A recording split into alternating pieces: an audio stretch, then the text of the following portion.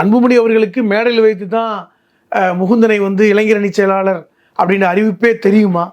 அது நிச்சயமாக வீட்டில் பேசியிருப்பாங்க. அப்போ குடும்பத்துக்குள் ஏற்கனவே உள்ள பிரச்சனை. நான் என்ன பார்க்குறேன், குடும்பத்துக்குள் நிச்சயமாக பிரச்சனை இருந்திருக்கும். எல்லா குடும்பத்துலேயும் பிரச்சனை இருக்கிறது. அது சின்ன குடும்பம் பெரிய குடும்பம் அப்படிலாம் இல்லை.